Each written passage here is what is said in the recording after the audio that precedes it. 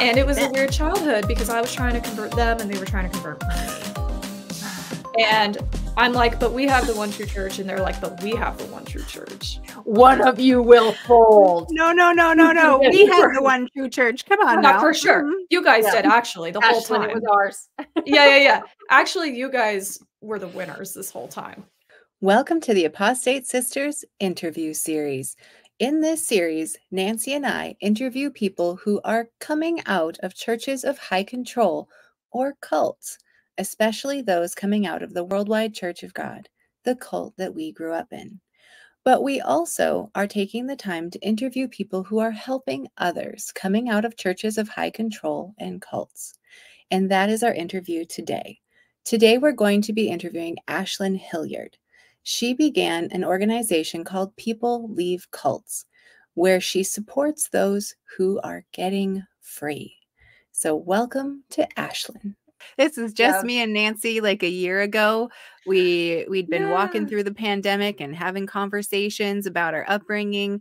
And then it was like, I guess September. I was like, we're just doing it. We're just doing it, Nancy. And we sat down. I had my iPad in front of me and we just recorded some terrible audio quality talking, but we put it out there and we started finding that people needed to hear our like kind of irreverent take on our time in the cult. So I feel like there's not a lot of humor used in these spaces to talk and reflect about our experiences. And of course, it makes sense. We've all been traumatized by things in a cult, and that needs to be handled sensitively. But humor, there's so many like ridiculous, funny things that happen in groups too. And I think humor can be a really powerful tool, or sort of that use of irreverence, if that makes sense, to reflect on one's experience. But a lot of healing, of course, has to take place before one gets to that place. For a lot of people, at least. Like the humor is not something that comes immediately, and that's okay. And that's for very good reason. But there are so many funny things that happen to us in groups that, like I want more of that. I want more of the stories about that sort of reflection. Right. I feel like we've discovered that there is a little bit of a niche for us and our humor and our irreverence, because we've connected, with other people from our particular cult. And one of them, who's a really good friend of ours, he happens to be gay. He still considers himself a Christian, but like definitely far outside of mainstream Christianity. Of course. Shout out Mr. Difficult. And it's been a recognition we've had that he might be a safer place for people to find first when they're coming out of Church of God cults, and that we're like farther down the line, like we're a couple steps down. Totally. I have a pastor out here in Portland who was in a Christian cult that was really, really bad in Portland. It was like in the news and the cult leaders in jail, and it was this whole thing. And I run our local Safe meetups with him. Ken Garrett, he like helped me. Oh yeah. He like founded Safe, and like we did the conference and stuff like that. I've been asked like, how do you came from a Christian cult? How do you do this work with a pastor? Like, is that not difficult? Is that weird? And I was like, honestly, he's one of the most compassionate people I know. And he helps survivors of Christian groups so much who like want to retain aspects of their faith. And that's not everyone's journey. I know for me, like I wanted to fully separate myself from that and be okay with not knowing everything, sort of more of an agnostic position. But for a long time, I like was really trying to figure out how I could still maintain my spirituality within that Christian context. And Ken Garrett is someone who I love to refer people to where that's their situation, because he's such a compassionate person. And he decided to go to seminary school after leaving his cult because he was just wanting to learn more. And I just really appreciate that about him. Like he is trying to help people like have a less destructive relationship with their faith, their church, and God. And so I think it's really important and strategic to partner with these types of people. But I think sometimes as survivors, that concept can be triggering to think about or to sit in a room with someone who's a pastor. But I'm trying to like sort of bridge how, I guess, with like connecting with all these different types of people and model. I think a lot can be shown through modeling, like, hey, you can have a non-binary, queer, non-believer, me, organize a conference and run a support group with a pastor and a former Catholic priest, Kent Bertner, who is one of the sweetest men I know in my life. He lives out in a yurt, by the way, over in Oregon City. Like he's very cool. And also one of the most progressive believers I've ever met. And we're able to like model for people that we can all come together no matter what our recovery journey looks like and be against destructive behaviors and help people learn how to recognize them. So I just really try to model that with these, working alongside these two men, and they've done nothing but respect and brought me into their sort of leadership team, which is just so cool. That is so cool. I feel like you and I or us and you are vibing really, really similarly in that, because even though we do take a more of a harder atheist position a lot of the time, I think that is what we keep coming back to, especially with our friend Joel of Mr. Difficult, you know, like I do appreciate that he is so progressive in his thinking, and I appreciate that he exists in Christian spaces to be that voice of something else, to challenge when he feels it's necessary, you know? So it's like, it's hard. Like, I think for Nancy and I, we would probably be like, no, we want all atheism. But I know that's not reality. And that's not something that's going to be achievable or necessarily healthy for everyone who's gone through what they've gone through. So I think it's so cool to see what you're doing. And I will say, as someone who probably is still a little bit triggered by religious things, I actually did feel very safe at the SAFE conference. Oh, yay. Yeah. That makes me so happy. Like something that was really like our biggest goal with that event, and I've run many, many conferences during my time working with ICSA, is I wanted people to feel actually cared for. And I really like, that was my number one goal with speakers who flew in, and like with organizers, it was just like, I don't want people to just like be in a room like this is some like academic conference where people are talking at them. Like whatever topic you guys choose to present on, I just want people to feel cared for. And I saw that modeled with the speakers and with the presenters, and here's the cat. Maybe mine will come through too. No, and we felt that too, Ashlen. We felt that too. I wish we could have gotten an opportunity to talk with you a little bit more in person when we're there. But I know Patty lives in Portland. I'm sure I'll be back for the next SAFE conference as well. Yeah. But what I loved about it was, it did attract so many people from different walks of life, no matter what journey they're on. You had the art therapy class. There was things from a more psychological standpoint. There were survivors of, Scientology. And then there were other people that could attend a class where they discussed, how to keep the faith and their spirituality, whatever you want to call it. And I like that there were options, but there was I didn't feel any judgment at this conference. You had moms who were just breaking down in tears because they come to these realizations. It was an amazing conference. So thank you for everything that you do, Ashlen. Yes. Of course. Which I think we can probably talk more about people leave cults. Yeah, what it is. I know. I was just going to say for the listeners, I wanted to clarify that the conference we're talking about happens, sounds like annually in May here in Portland. Is that accurate? The SAFE conference? It hasn't quite been annual in that so a little bit of history as to how the SAFE conference has even started. I was working for the International Cultic Studies Association back in 2019, and they partnered with SAFE and Ken Garrett out here in Portland. This was pre-pandemic, and to do a conference, just two sponsors, ICSA and SAFE. And so I helped Ken run that conference. That was my sort of role with ICSA at the time, was just director of events.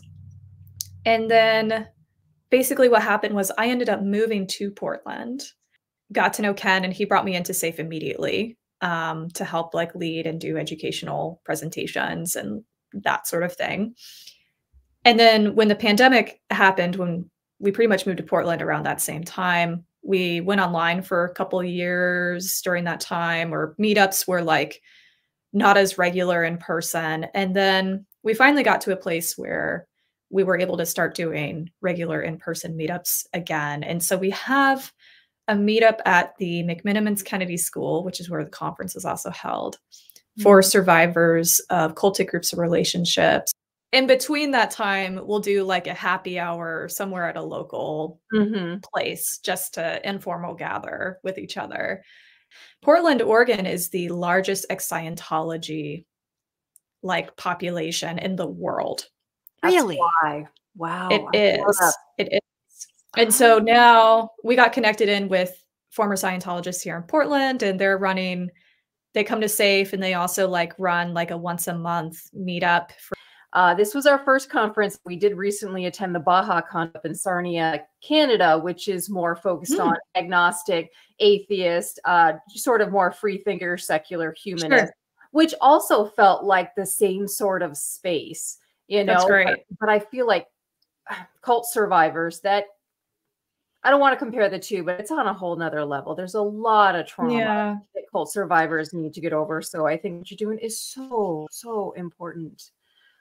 And I wanted to say too that I don't know how you did it, but the cost of that conference was extremely reasonable. And so I wanted to just make sure that's known so that anyone looking for, you know, if you can get yourself to Portland whenever it happens again, that is a very, very reasonable setup you had there. Like I couldn't believe the cost, including food. I mean, it was totally amazing. And to make it accessible to more people was super cool of y'all. We really wanted to make it financially accessible. And yeah, like we didn't make money off this event. It wasn't ever about that. We just wanted to create a space. And it was so cool because this has been the result of SAFE. The meetup out here has been going on, I think, for a total of 6 or 7 years now. Cool. And I've been a part of that for the past 4 years. And people were there and they were feeling very inspired to like do something grassroots in their own community. And like, we're happy to show people what's worked for us. And it's just been the result of consistent opportunities for people to gather and providing them with solid education and just caring for people. That's just like the crux of what a local meetup should be. And survivors don't want to be talked at. They don't want to be talked at. They just need the opportunity to feel safe. I think this conference is so beneficial, not only to people in cults, but people of any high control situation because of the psychological damage. It's like these workshops, people can kind of talk through it and not even realize the damage that has been done. All of a sudden, like when Patty and I were listening to these speakers, it was like bombs going off in our minds. Like, whoa, that's why, like, we could so relate to everything there. And the fact that we even ran into someone who was a survivor of the Worldwide Church of God, which was the doomsday cult we were raised in too. We said the name Herbert W. Armstrong and boom, someone right behind us. Like, oh, I recognize that name. And then there's a whole story behind it. So I'm like, okay, I feel like we're in the right place. This is going to benefit so many people. That's why we wanted to call the conference Not Alone. Like, Yes. just helping people not feel alone. Just, that was like our biggest goal. Like, yes, we want some good education. We want some speakers who are good. And like, we want the day to flow well, but like, it's about helping people not feel alone. And that is like one of the most powerful takeaways. Yeah. It's been interesting with our YouTube channel that we've got kind of a blend, right? Like there definitely are the people who grew up in our church and are like, don't feel alone now. They have someone to talk to. They're like, yes, we get it. And then we also have the people who are Herbert W. Armstrong loyalists who are very upset that we're calling things out. You know, it's just an interesting blend there. But anyway, okay, so that was all about the SAFE conference, which is where we met you. But you are Ashlen Hilliard, and you have your own thing that you do as a cult intervention specialist. You started a group called People Leave Cults. I would really love to know more about you and your story and how People Leave Cults came about. Sure. I was born and raised in the fundamentalist, non-institutional Churches of Christ movement. That was a mouthful. I realized what I just said was a lot of big words. There's a lot of different types of Churches of Christ. You hear about mainstream Churches of Christ that can be really liberal and progressive. You hear about the United Church of Christ, totally different thing. You've probably heard about the International Churches of Christ with Kit McKean as like the leader of that movement. That's a break off from mainstream Churches of Christ. And he has had a lot of criticism for sort of portraying all the qualities that cult leaders do. And that's a very cultic branch of the Churches of Christ. And I came from the Church of Christ breakoff that happened during, I think it was like during the 50s or 60s. It has roots in the Second Great Awakening back in the early US, same time that Mormonism came to the scene and all these other groups. Alexander Campbell and Barton W. Stone were people who saw the Second Great Awakening and all the religious revivalism and what was going on during that time. Question. Was that the event that led to the Great Disappointment? Is that the same thing, Millerism? Or am I getting the two mixed up? I don't know. Okay. That term doesn't ring a bell for me. Okay. Great away. They're all kind of blend in together. They're all kind of blended. And a lot of these guys influenced other people who were at that scene during that time. Like a lot of, that's why there's so many similarities in sort of these like, and these different groups with origins then. And so these ideas and what our group believes stem back to that period. But these men certainly, to my knowledge, they certainly weren't cult leaders. They maybe like were looking for ways to unite people during that time, but I don't have enough information on them to say, yes, they're a cult leader or not cult leader, or, very long time ago. Many, many years have passed, and the group that I came from is known as the Antis because we were anti-everything. So we were the Church of Christ sect, and we were a small sect of like the mainline conservative Churches of Christ that believed in a cappella only. So maybe this is ringing a bell for certain listeners or maybe not.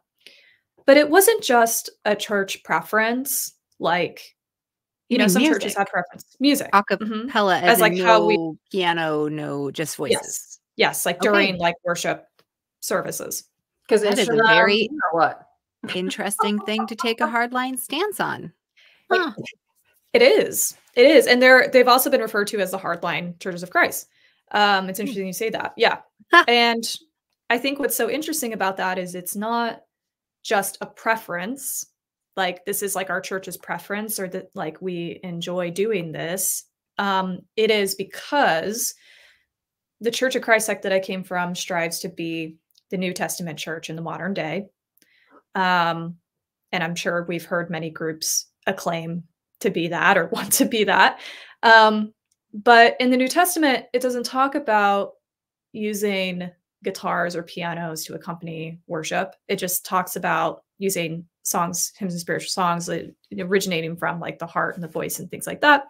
However, in the book of Revelation, there's of course harps and all these other things, but they don't talk about that. So, because that was probably a vision that, anyways, so. Of course. Yeah. Of course. And so, yeah. So because of that, they take a very legalistic interpretation. And if we were to add a guitar or a piano, then that's not only adding into the scripture that which doesn't exist, but that is going against the authority of God. Weird. Yeah. What? And so that was sort of the legalistic framework. Yeah. And this is one issue, instrumental worship or non-instrumental worship. That's one issue of many in which the Bible is interpreted through a very specific lens. You don't really have like the right in this group to read the Bible and come up with different conclusions. It's if you think that we need to add or should add or for fun add a guitar in worship, that's usurping God's authority and what he laid out in scripture. Like you're adding to the Bible that in which doesn't exist. And that's a problem because it kind of forces people to come to the same conclusion on certain issues, or else it's your soul's in jeopardy kind of problem. And it's not just, I take away a different interpretation. It's you're usurping God's authority and it's a potential soul issue. And so that was the group that I have my own origins in. And there's not a cult leader of this group. It is held together by an ideological framework. And that ideological framework was something that, again, was introduced by Thomas Campbell and Barton W. Stone way back when in early origin America. And this framework turned into our modern day, it's called the CINI methodology, command, example, necessary inference. And it is a framework in which to look at the Bible. And they originally, Campbell and Stone proposed this framework because they're like, everyone's coming up with different interpretations of things. And that's a problem. They saw it as an issue in that we have to unify and get on the same page when reading the Bible. And we have a way to do that. So there was this formation of a declaration and address, which you can kind of read about online, that they came up with. And it over the years and over long periods of time, it has turned into our modern day CINI methodology. And that is the hermeneutical framework that the hardline Churches of Christ uses. Like you have to interpret the Bible through this framework. And so what that does is it brings people to the same conclusion on things. And if you don't reach the same conclusion on things, like instrumental music, you're like your soul's in jeopardy. And I hope that makes sense. So our group was ideologically controlled. It's very interesting. Is there like a board or some sort of like group of leaders? Like how is the church structure? Great question. So because it's non-institutional, they're anti-institutionalism, they're anti-denominationalism. So I tell people that it's a non-denominational denomination. How can it that makes sense. So in other words, they believe in the local autonomy of churches. Every Church of Christ is run locally, independently, autonomously. However, so there's no board, there's no like chain of command other than a church has a preacher. They're called preachers, not pastors, and elders and deacons, all male run, according to requirements based in scripture. But what's interesting is you can go into a hardline Church of Christ in like Texas and hear the exact same ideological interpretation on things as you would going into a hardline Church of Christ in, let's say, Washington State. Even though they're run independently, yes. How did they do that? I feel like that's magic. It has been Armstrong would have loved to and couldn't control them. Yes. Yeah. So it's an ideological form of control, and it's very interesting. And that's where a lot of my sort of interest and research has been in this field is when people talk about cults or high control groups or spiritually abusive churches, they're like looking for that charismatic leader. And that is the case in many groups, wasn't the case in my experience. And these churches run financially independent of each other. And the money that is given on Sundays stays within the collective of the church. And they decide what to do with it. But the ideological interpretation of scripture is something that there's a whole, like I have history books on the Churches of Christ in modern America and how this sort of ended up the way that it has. But many of the most influential men, you asked about like sort of these influential people, went to this college in Florida in Tampa. And over the years, this college is now called Florida College. And it's in Temple Terrace. It's a small, I know, very original. So Every time I say it, people just like laugh. Very original name. Very interesting. Back when it was like Florida Bible College, it used to be called. I believe it was during that era. Billy Graham attended the school. Oh. Oh, that puts But it was okay. But it was before it became a Church of Christ college. So Billy Graham was not a part of the Church of Christ movement, but he received his calling on like the golf course there. And so there's like a little bench plaque thing that you can look at on campus, which is really funny. But yeah, so he wasn't like, a part of our spot where it happened. Like this is where Billy Graham this is a came down calling. from on This high. is this is a calling. Again, I'm getting Mormon vibes right now. Yeah. Yeah, it's very similar. So as you can imagine, I grew up in Utah. I was a military kid. We moved every couple of years, but Utah was where I lived from 4th grade on. Mm-hmm. Oh. And me and my Mormon friends had a lot in common. And it was a weird childhood because I was trying to convert them and they were trying to convert me. And I'm like, but we have the one true church. And they're like, but we have the one true church. One of you will fold. No. We had the one true church. Come on, Not for sure. You guys did actually the whole Ashlen, time. it was ours. Yeah. Actually, you guys were the winners this whole time. So it was a weird, like from a really young age, I was like, when we first moved there and I was in the 4th grade, I was approached by a kid at this new school. It was my first day. And before he even asked my name, he was like, "Are you Mormon?" And I don't even know what that means yet. And he's like, and I was like, "No." And he's like, "Well, you are. You just don't know it yet." It was like a mic drop situation. And then he walked away. And this was a 4th grader. Ew. And that's some yes. gross kiddo apologetics. What's going on there? Yes. And so from a very young age, I immersed myself in apologetics. I was reading Mormon books. I was studying Bible. I was very into how to communicate, how to talk to, how to counter, how to reach out to my Mormon friends, because I was just immersed in this environment. And yet we had so many things in common, and I didn't even realize it at the time. Not only just in conservative values, but the frameworks in which we viewed our groups through this high control lens of like true church. We're trying to be the 1st century church in the current century. You know, it's like the same. We were talking circles because we believe the same things about our groups.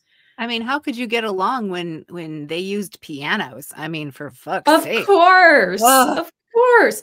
But I actually, you know, I started taking piano lessons in Utah because all my friends knew how to play piano in church.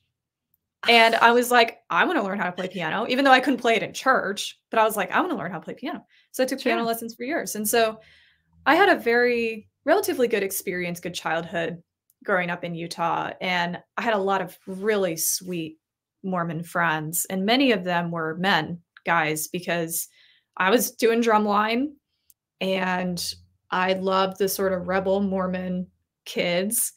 You know, we were listening to rock and roll, and we were ditching class and playing Smash Brothers and making waffles. Very tame activities, very, very chill. Right. And yet so bad. It was interesting because because with the young women, many of them were in the same ward. There was a lot of talk about marrying a Mormon missionary, having babies, doing this whole thing from a very early age. It's just like taught. And I had a really hard time connecting with them in ways that I was able to just like play drums and connect with these dudes, you know? And so we had a great time. So that was my childhood. And I was really immersed in Mormon culture and studied their scriptures. Like as a teenager, I was learning how to sort of speak their language, connect with them, understand what they believed. And it caused me to do a lot of reflection on my own group beliefs that I was brought up in. So I am 3rd generation in this group on my mom's side, at least. Oh. And once I graduated from high school in Utah, of course, it was sort of expected. I went to this college in Florida for young leaders in the group. This is an environment where, I mean, you can go online, look on their website at their rule book, where PDA on campus is restrictive. You're not allowed to go, they call it mixed bathing, swimming with the opposite sex. You're in Florida, you're going to go to the beach, but you can't, you know, you can't be, it's discouraged to be one-on-one. So very between male and female. So as, you know, there's no drinking. I didn't have my first drink until I left. No partying, segregated dorms. We were all like checked in nightly. Wow. So it was a very, very intense conservative college environment. Yeah. We had chapel every morning. That was not optional. We had to go. And it's given me some Oral Roberts University vibes. I've always heard the joke that they have pink and blue sidewalks there. I mean, they don't, but it's the joke, you know. We didn't have pink or blue sidewalks, but we certainly couldn't be in the opposite sex's dorm for any reason. I mean, they had common areas on the first level you could be in, but you can't, be bad. So that was the environment in which my early formative years was formed. And it was interesting because you asked sort of the influences, if there's no like cult leaders, like how does that work? The professors there, the Bible professors specifically, were men who, and they had to be men, they couldn't be women who were teaching Bible, were men who have left a significant and lasting legacy and impact in this group, how things are interpreted. They've been preachers in churches across the US and Churches of Christ for many years. And this group continues, not so much through missionary work, like the LDS Church, Jehovah's Witnesses, groups like that are heavy on door-to-door missions, things like that. This group is continued through having children, and those children going to Florida College, learning from these men, being at the feet of these men and being instilled. I was forced to take, you have to take Bible classes. I minored in biblical studies because I was taking so many Bible classes. I just took a few extra, got a minor in it. And I was actually at the time really into apologetics. And really, I was writing exegetical papers about different verses in the Old Testament. I was super nerdy and into that stuff. Oh, good old exegesis. Oh my God. Good old it's been a while since I've heard of that. That makes the hair stand up on my arms. Exegesis. So I really, no, it's true. So I really cared. I really cared about scripture translation, accuracy. Like I was into all of that. Yeah. And these classes were hard. They were not easy. But what was difficult was because it was a Church of Christ college, what I was learning about was through a very specific lens and interpretation of scripture, as you can imagine. So it wasn't just, here's a passage, there wasn't there wasn't diversity or liberal mindedness amongst the professors to teach different things and interpretations. All of our classes, scholarly consent or anything, or scholarly, what is it? Scholarly consensus. That's what they talk about, right? They weren't teaching like the broader scholarly consensus of things. No, it was a very it was instilled why this is accurate, why this is not accurate, why this is we were sort of all brought to similar Church of Christ framework conclusions on things. When you're in a very structured, exhausting environment of prayer and Bible studies and church 3 times a week and Bible classes every day and all these things, you're exhausted. I remember I would go to bed at midnight, wake up at 4 a.m., work on a paper, go back to sleep for an hour before chapel. And that was pretty normal for me. So they keep you busy. What I found myself heartbroken about again and again and again was the ways in which women were treated at this college. Yeah. The ways in which my female professors were treated, who I was close to, who would get criticized by male students because how dare they talk about their faith for a couple minutes during class, or how dare they? And you would think, why would that be a problem at a Christian college? Because we as women don't have authority over men. And so women can teach classes, but they can't teach Bible.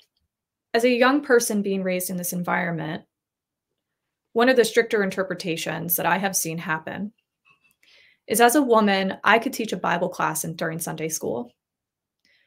But if there is let's say a 13-year-old boy who were to get baptized, I can no longer be in a position of teaching him. Oh, fuck no. Really? Really? Yes. And I then would have to have someone like a spouse come in and we co-teach together, or because he's baptized, and even though I'm a grown adult and I'm a woman, I don't hold the authority to teach a person who has been baptized in this group who's a male, even if they're 13. And so you see a lot of like husband and wife teachers in these different, Sunday classes and things like that. It's a very challenging environment for women. Some women went to this school to get their associates or bachelor's, and then they chose to get married and have kids, and their husband's a preacher. And so this school was like preacher training grounds for young men who wanted to be preachers in the churches of Christ across the US. And women would often go to not only be in camaraderie with other women in this group, but many of them found their spouses at this college. Like there was that sort of pressure.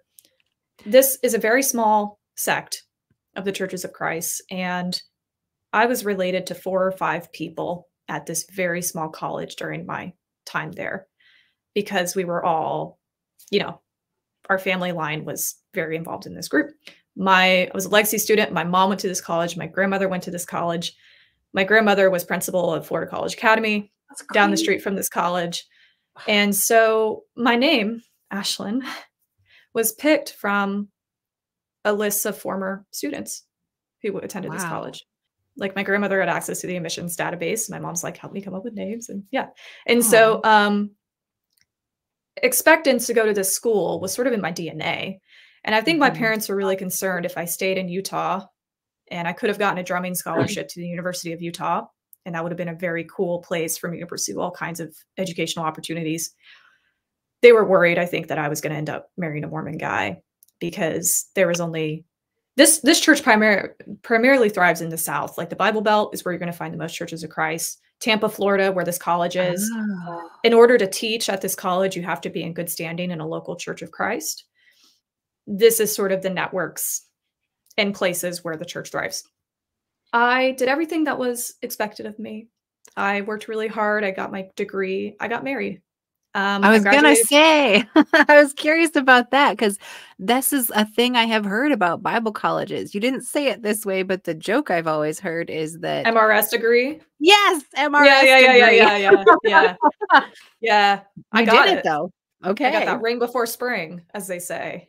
This college is not run like a church. They want to keep that separate. This is a college institution.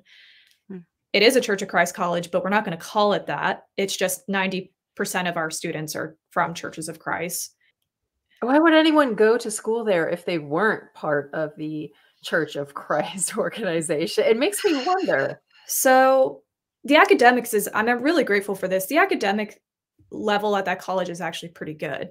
Okay. Like I'm very fortunate that I received a quality in my program, which is communication. My professors were quality. Like I received a very good education, and not a lot of religious institutions that's the case. And so I want to give credit where credit is due. I'm very grateful for that. But some of the only, this is primarily white college, and it's primarily male run, even on the board. And some of the only aspects of diverse students who come in are those who are recruited for sports teams. Some of the only Black students were there because they were recruited to play sports. And some of them were Christian, but weren't Church of Christ Christian, if that makes sense. Okay. So we did still have some Christian kids who weren't Church of Christ Christian, but a lot of them, it was because they were recruited for sports. Yeah. And so the college throughout the years has received a lot of criticism, a lot of praise. People care so much about this college continuing that It's like one of the top 1% colleges in the nation for alumni giving. Really? And it's a very small, very, very small school. But it's how not only the college continues in the teaching of young people, but it's how the group continues. And so there's a lot of emphasis on this college continuing to do its work, because if not, that's our central leadership funnel, is this school. Yeah. Yeah. That's how the ideology gets taught. That's how the frameworks get taught. And then we feed into the US at different churches, different places. So the school plays this huge role in opportunity. And that's where families get made, right? That's like where people find spouses in the group, and we continue. So my husband's grandfather knew my grandmother. They attended the school at the same time. Whoa. Yeah, you have to make sure you're not related before you start dating someone, usually. I'm serious. I've had cousins marry cousins in the group. Yeah. Yeah. That is real. Wow. And Ryan, he's my spouse. I keep referring to him as this mystery man, my husband, Ryan. We were best friends at this college, and we were very against the system. We were having problems and deconstructing during our time there together. And I graduated my bachelor's degree. We got married 3 days later. And then good job. Thank you. Crossed all those really stressful. I got married at 20, before I could legally drink. And that was actually very common. Yep. And then we moved back to my home state of Utah. I needed space. Where was he from? Alabama. He was born and raised. And he was raised in this area of Athens, which again has a very high Church of Christ concentration. And he's multi-gen as well. And so we were both raised in the same thing, even though we came from different parts of the country, same belief system, same ideology. And we got married and moved back to Utah because I had missed spending time around my family. I had missed my younger brother, who I'm very close to. We left. I attended a Church of Christ there for a while. There's only like 3 in the state who would be considered like hardline, a part of the same sort of group. And then as I started withdrawing from that, I had a lot of hard conversations with my family about it. But throughout that process, I discovered and realized that I really wanted to give back to others who were going through a difficult period of transition in their faith, in their relationship, in their community, in their life. So I started, because of my background in Mormonism, I started volunteering for this nonprofit out there that helped polygamists who were fleeing different polygamous cults all across the US. And they put me in a room with these women, and they realized really quickly, you came from a high control group, they came from a high control group. We exist on very different spectrums of harm we experienced. I was not an underage child bride.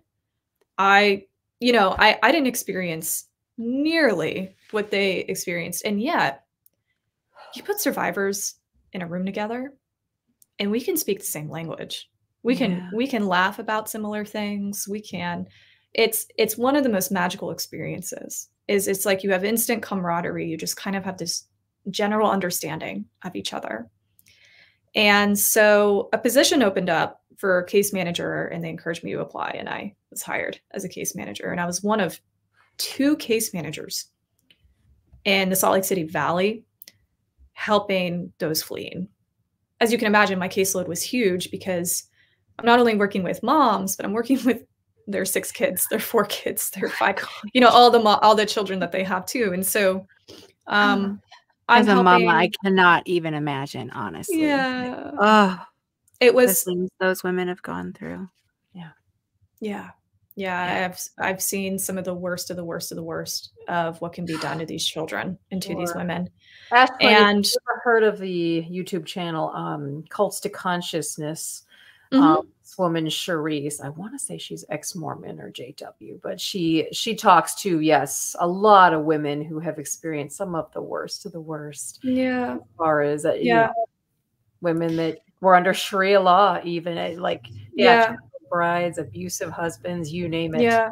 Yeah. These women, they were just like my heart and soul. As you can imagine, you just get close to them, you love on them, you love on their kids, you So I did everything from, each woman didn't come from a life or death situation. You had some women who were like, I love the church and I believe in the prophet Warren Jeffs. However, my kids aren't getting the resources they need.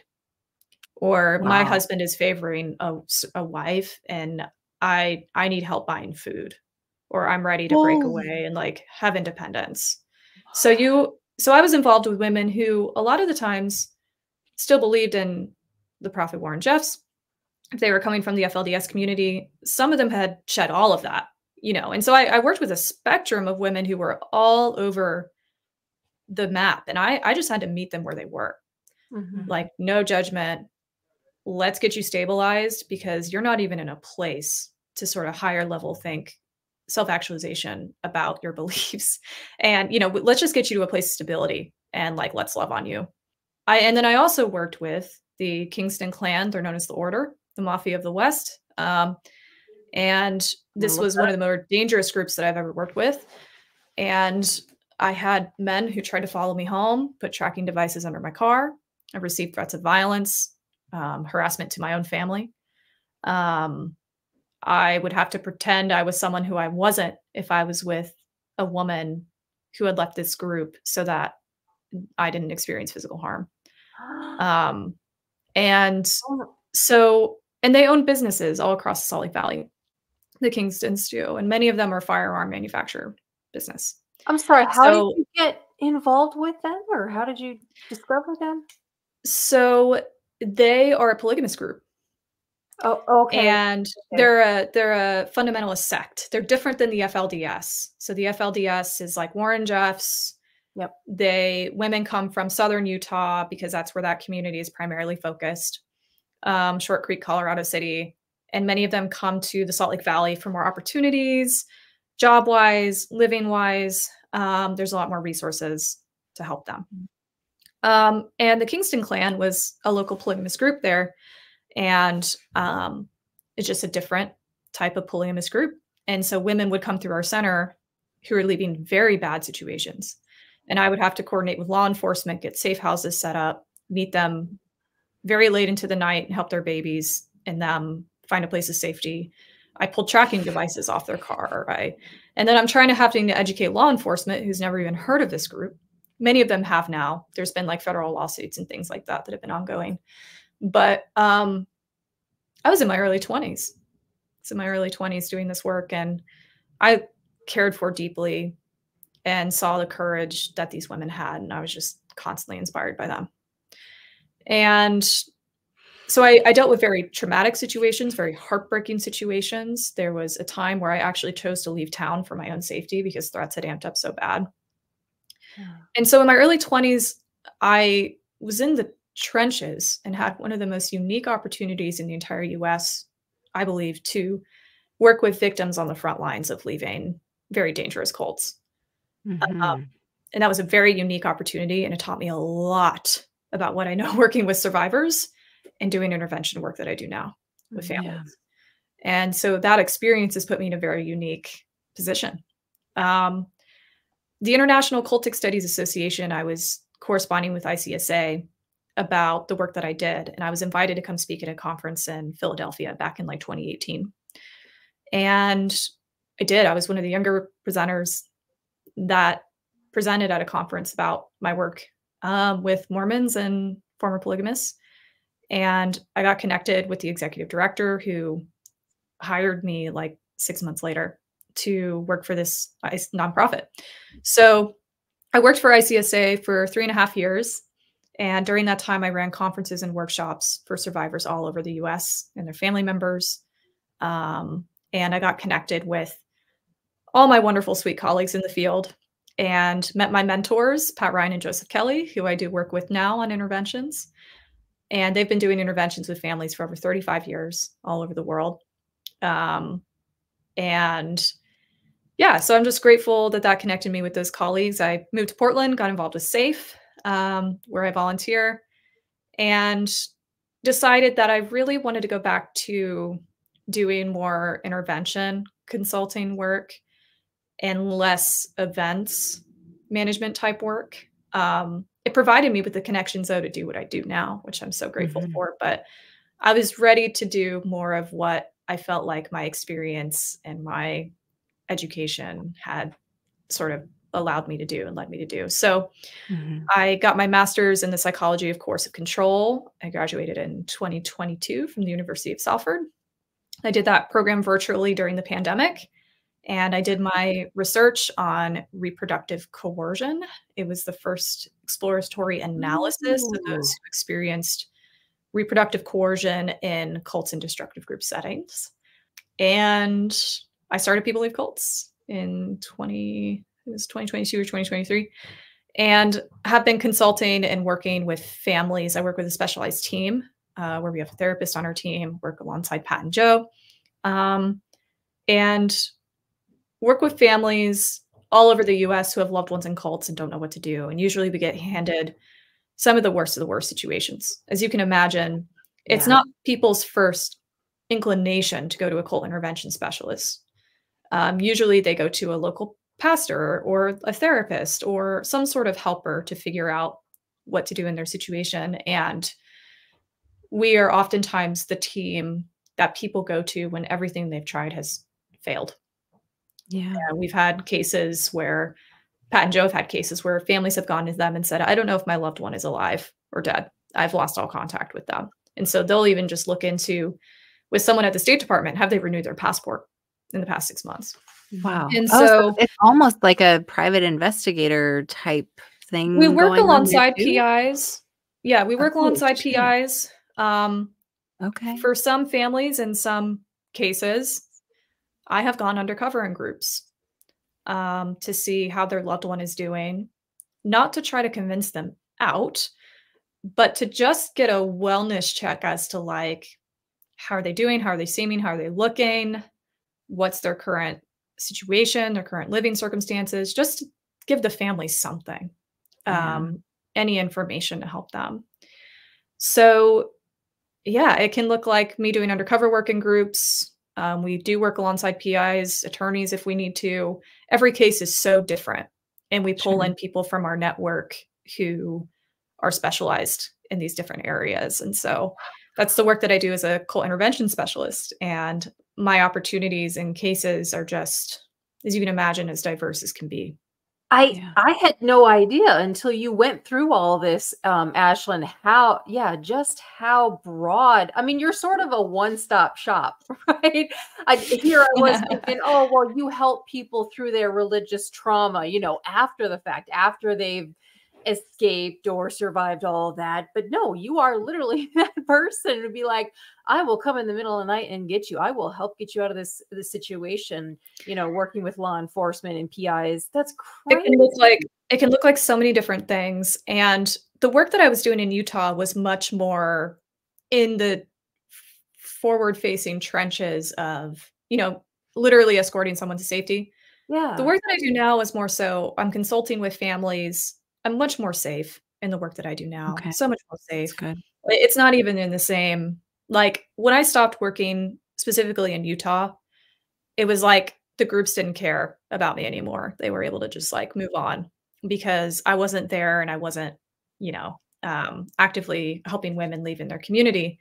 So being in Portland, Oregon, that's part of the reason why I moved, was because it was just, I didn't want to be constantly looking over my shoulder. I wanted to have a life. No kidding. And so I moved to Portland, and now I do consulting, and it just depends on the situation, but I also offer affordable options for survivors who want to talk about their experiences. I'm not a therapist. My background and my experiences with education, psychoeducation, and I love to be a person who sort of triages survivors onto what they may need next, Mhm. provide them with connections into my network with colleagues, give them educational frameworks if they're seeking that to help them understand their experiences. Yeah. And that's the work that I do with survivors. Is I've worked with Aw. people out of cults. I've gone to where they live and worked with them for a couple days, even just helping them from like an educational perspective understand what they've been Right. through. The goal is always more self-compassion. and kindness. Yes. And oneself. If we can just lower the guilt and the shame that people have in these groups, there'd be so much healing. And so that's the crux of the work that I do. And that's also what I teach families, because the research shows us, and it's not perfect research, but most people who join groups leave them on their own. They don't need some kind of extraction or some kind of, like, we all join groups for different reasons, unless we're born in, that's a totally different situation. Mm-hmm. But we all join groups for different reasons. And groups change over time, and we as people change over time. And maybe what we needed from the group then they no longer offer us that. And so we decide to move on. And so my work is, how can we make the family or friends or whoever I'm working with, how can we make their support system a safe landing zone for them to come into again? Because so often families unknowingly, because they're not taught how to deal with these situations, can make their loved one feel worse, maybe have contributed harm to the situation because they haven't known how to communicate with their loved one in a cult, has felt really angry at their loved one. And so a lot of what I do is sort of the repair. And what families often think is an intervention for their loved one, a lot of the times I'm doing interventions with the actual family and the family system. How can we make you guys a safe space again for your loved one after everything that's happened? Right. Because guilt is a tool that keeps people in groups much longer than they actually want to be there.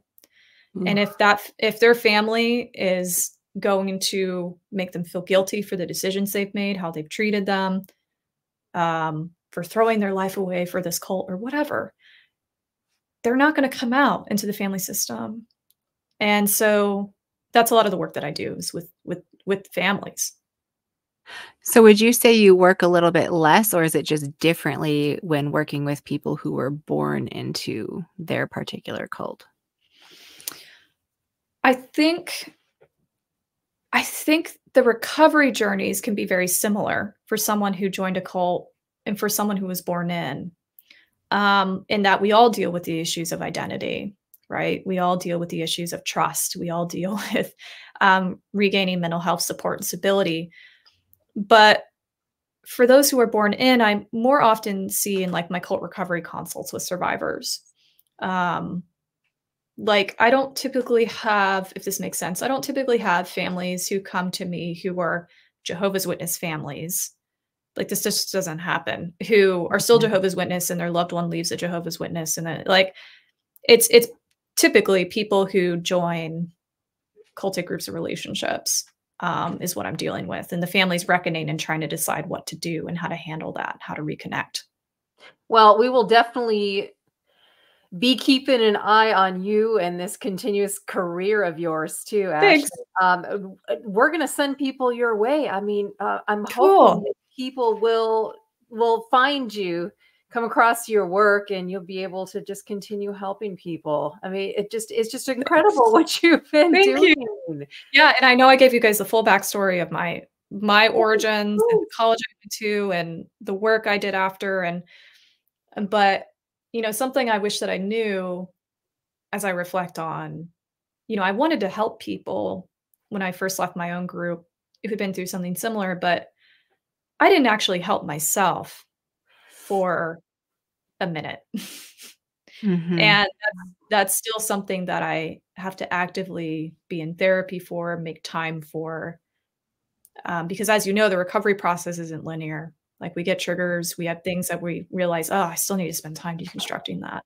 No matter how much education we've had on this stuff, we still have had our own experiences and traumas. And so it's been very interesting to reflect on. I think as a young 20-year-old, I just threw myself into serving because especially as a woman, I was taught to serve other people, even to the expense of my own mental health. And I kept it together. I was very cool, calm, and collective during times of crisis, but I certainly experienced secondary trauma for things I experienced. And I think it's really important. I talk to a lot of survivors who want to be helpers. I don't want them to do what I did. I want people to spend time just putting themselves first before they're ready. And I don't know when we do feel ready, or if we'll ever feel ready, or if we feel particularly drawn to being helpers in that way. And if we're not, that's okay too. Like, I applaud the people who just want to move on. And so however you choose to like heal and recover, I always tell people to make sure and put themselves first. So important. Yeah. Yes. I find that there are so many people who have come out of these groups and discover there's whole parts of themselves that they just squashed because it got, parts of themselves were put in boxes, and there's so many things to explore. And I guess I'm putting myself in that helping space, but rather specifically in the idea of helping people do the things that they used to think were bad, but they were always interested in it. And I mean, I think that extends to things like helping a woman feel safe enough to go buy a sex toy and explore some of those things. It's like, this is definitely like steps down the road from where you meet people. But I think those are the things that I've discovered linger, like your ideologies, your believing in God and all of that seems like it changes.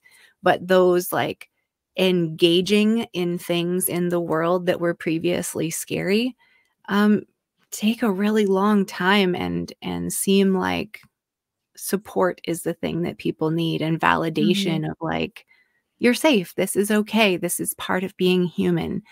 So yeah, I love the idea that we can all be helpers to each other when we're ready. There's room for therapists, there's room for educational consultants, there's room for podcasters, there's room for all different types of helpers and how we show up and create community. And there's a lot of, unfortunately, like I have encountered perspectives throughout my years that it's like you can only be a helper if you're credentialed in this way, or if you have this certification or this. And it's like lived experience is crucial to being a helper.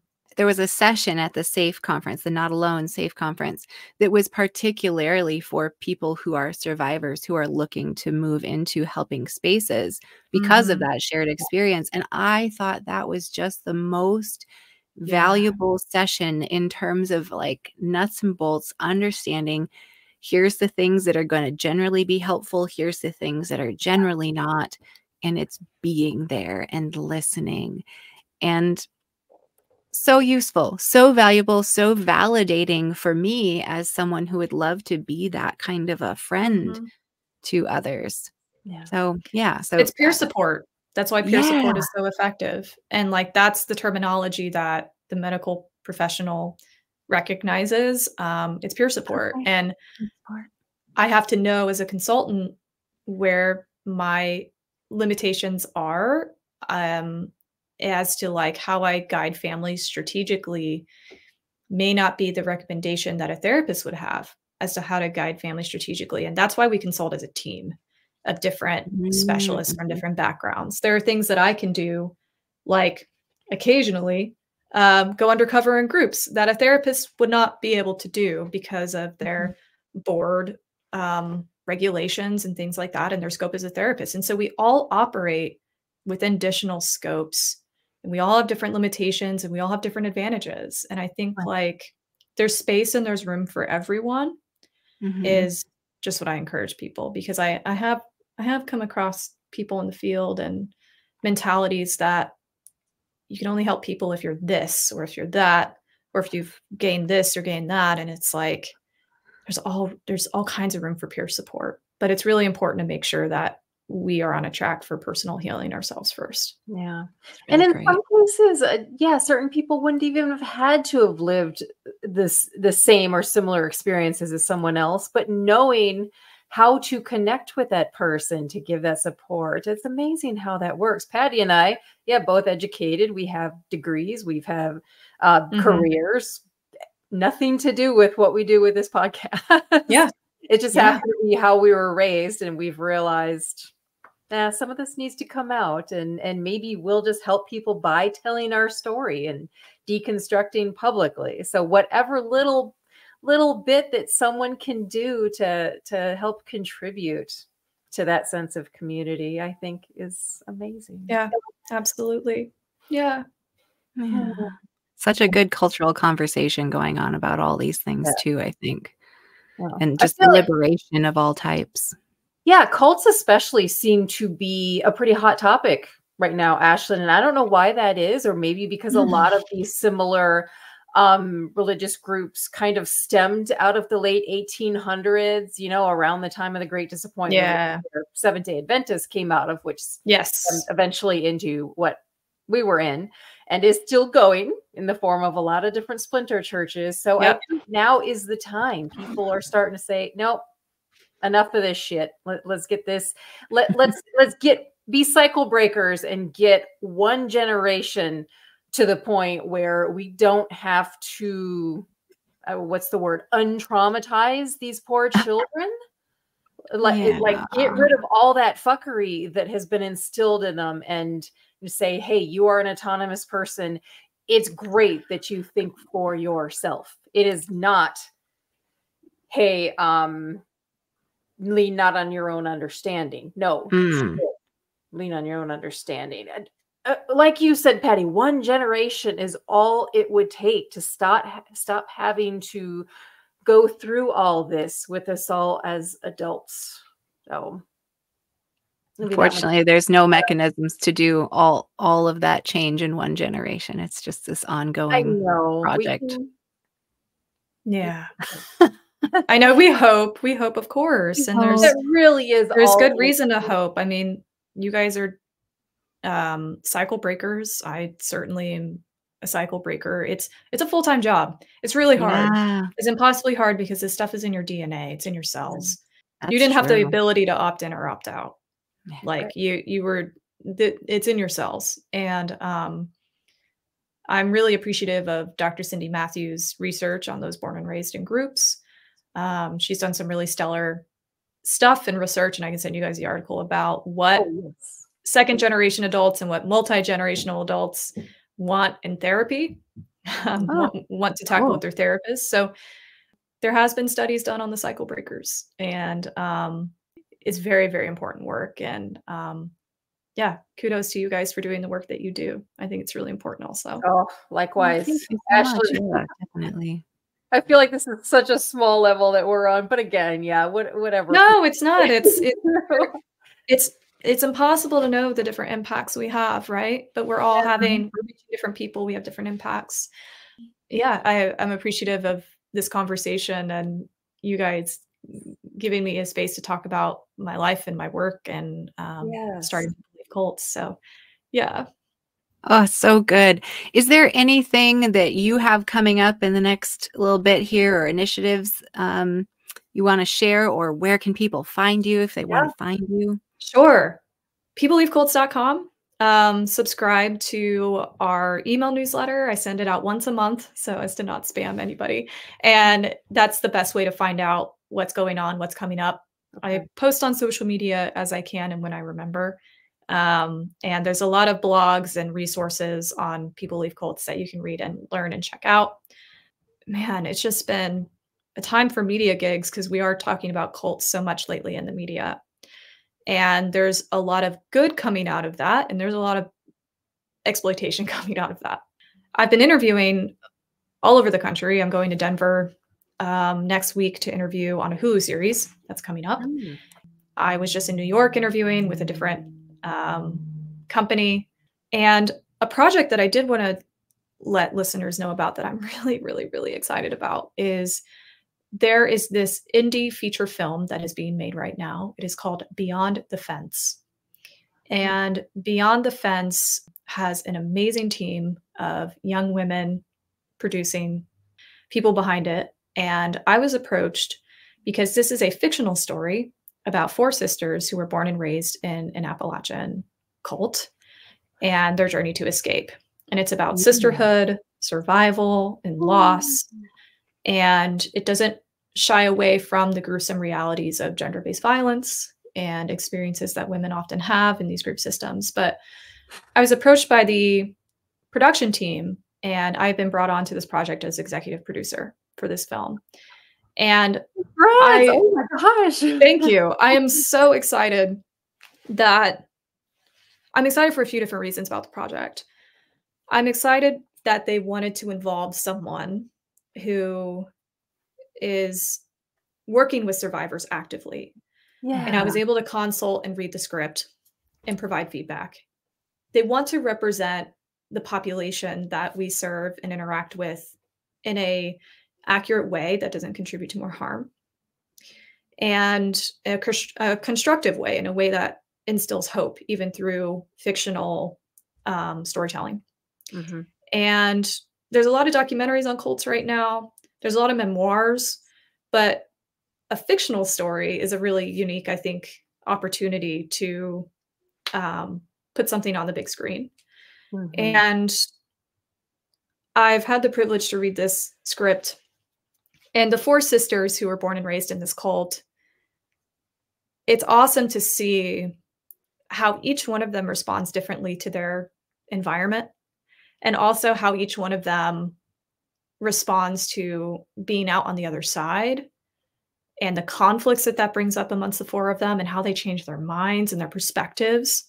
Yeah. It's very realistic as to what we experience if we're born or raised in these communities.